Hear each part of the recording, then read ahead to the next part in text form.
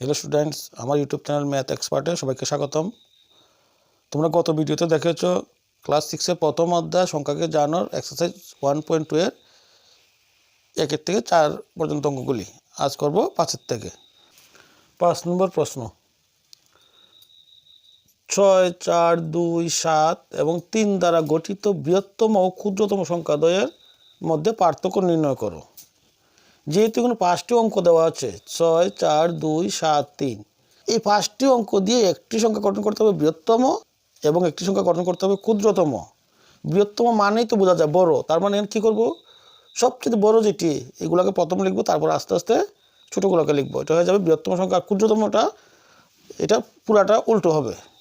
প্রথম লিখি বৃহত্তম সংখ্যা 6, 4, 2, 7 এবং 3 দ্বারা গঠিত বৃহত্তম সংখ্যা।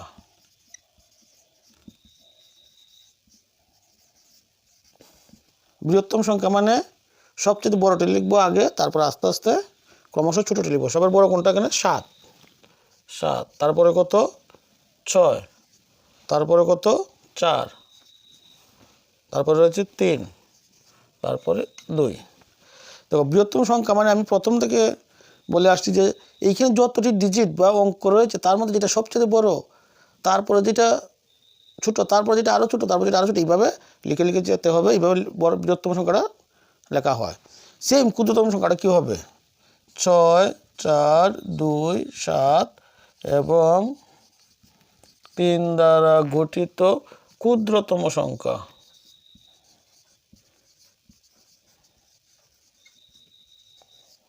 ক্ষুদ্রতম মানে কি? ক্ষুদ্রতম মানে হলো ছোটোর থেকে বড় লিখতে হবে। তার মানে এখানে সবচেয়ে ছোটো কোনটা? তো 2, তারপরে 3, তারপরে 4, তারপরে 6, তারপর 7। তার মানে আগে যে সংখ্যাটা এসেছে তার সম্পূর্ণ উল্টো হয়ে যাবে। 2, 3, 4, 6, 7। এখন প্রশ্নের মধ্যে কী বলেছে? পার্থক্য নির্ণয় করতে হবে। পার্থক্য মানে কি? পার্থক্য মানে এই দুটার মধ্যে বিয়োগ করতে হবে। বিয়োগ করলে যে রেজাল্টটা আসবে এটি হবে পার্থক্য। কত হবে? 2, 2 থেকে তো 7 বিয়োগ হয় না, কী হবে? এখান থেকে 1 আনতে হবে, আনলে 12, 12 থেকে 7 গেলে 7, 8, 9, 10, 11, 12, 5। এখানে রইল কত? 2, 2 থেকে তো 6 বিয়োগ হয় না, এখান থেকে 1 আনলে কত হবে? আবার 12, 12 থেকে 6 গেলে 6। এখানে কত রইল? 3, 3 থেকে 4 বিয়োগ হবে না, এখান থেকে 1 আনলে হবে 13, 13 থেকে 4 গেলে 5, 6, 7, 8, 9, 10, 11, 12, 13, 9। এখানে কত রইল? 5, 5 থেকে 3 গেলে 2, এখানে 7, 7 থেকে 2 গেলে 5। তার মানে ক্ষুদ্রতম সংখ্যা এবং বৃহত্তম সংখ্যার মধ্যে পার্থক্য কত হলো? 52,965। পার্থক্য 6 নম্বর প্রশ্ন, একটি মেশিন গড়ে প্রতিদিন 2825টি স্ক্রু তৈরি করতে পারে। 2012 সালের জানুয়ারি মাসে মেশিনটি কতগুলো স্ক্রু তৈরি করতে পারবে? প্রতিদিন মানে একদিনে করেছে মেশিনটা 2825টি স্ক্রু তৈরি করতে পারে।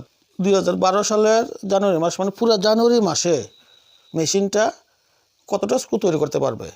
2012 সালটা তেমন ফ্যাক্টর না, কারণ জানুয়ারি মাস সবসময় 31 দিনে হয়। তার মানে কি একদিনে যদি 2825টি স্ক্রু তৈরি করতে পারে মেশিনটা, তাহলে 31 দিনে কতটা তৈরি করতে পারে? যেহেতু জানুয়ারি মাস 31 দিনে, তার মানে 31 দিয়ে 2825কে গুণ করলে উত্তরটা বের হয়ে যাবে। তো জানুয়ারি মাস সমান সমান আগে জানতে হবে কতদিন। জানুয়ারি মাস সমান সমান 31 দিন। সুতরাং 2012 সালের জানুয়ারি মাসে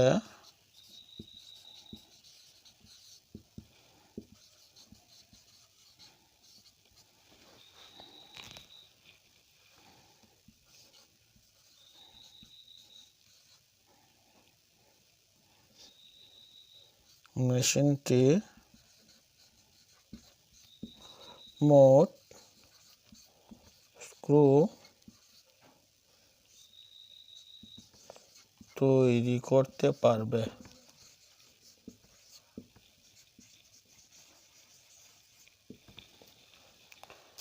$2,825 পূরণ 31।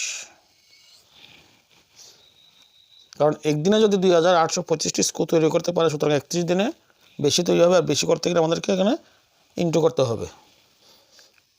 5 একে 5, 2 একে 2, 8 একে 8, 2 একে 2, 3 5 15, 5 হাতে 1, 3 গুণ 6 আর একে 7, 3 8 24, 24 4 হাতে 2, 3 গুণ 6 আর 2 7 8,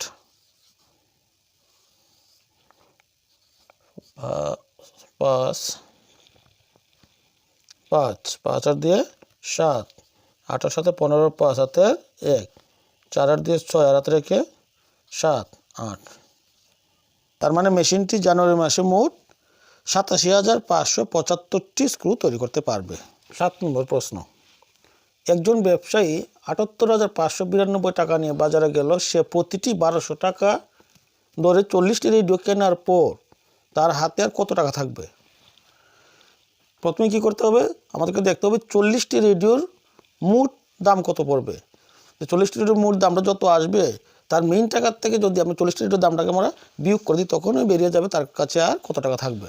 তো প্রথম কি করতে হবে, 1200 টাকা দরে কয়টি রেডিও কিনেছে? 40টি রেডিও সে ক্রয় করেছে। তার মানে 40টি রেডিওর মোট ক্রয় মূল্য বের করতে হবে।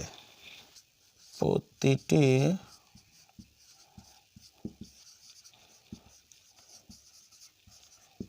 রেডিওর মূল্য 1200 টাকা।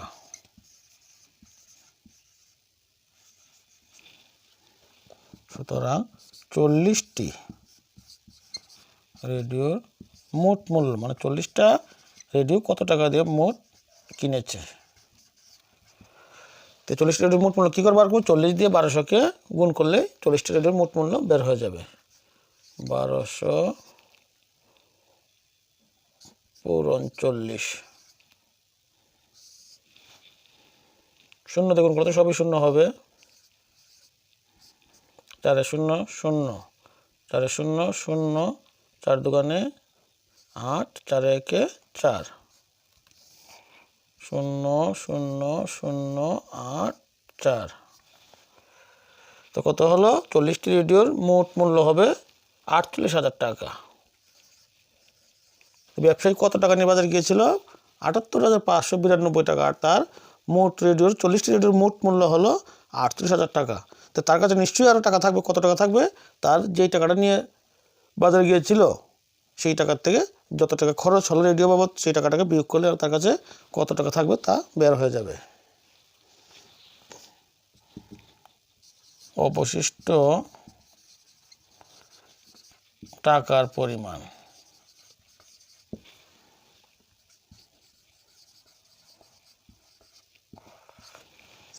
তার যেই টাকাটা থাকবে তাকে অবশিষ্ট টাকাও বলা যায়। কত? 78,592 মাইনাস করতে হবে রেডিওর 48,000 টাকা।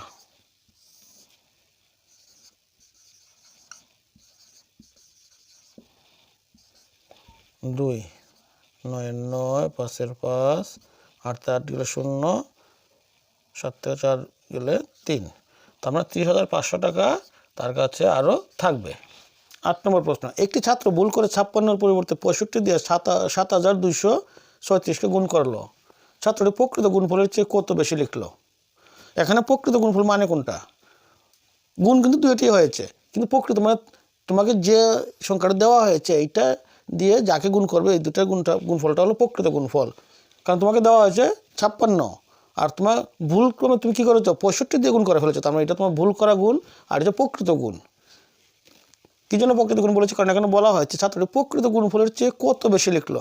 তার মানে আমার প্রথম দেখতে হবে আমার প্রকৃত গুণটা কত ছিল। প্রথম প্রকৃত গুণফলটা বের করতে হবে।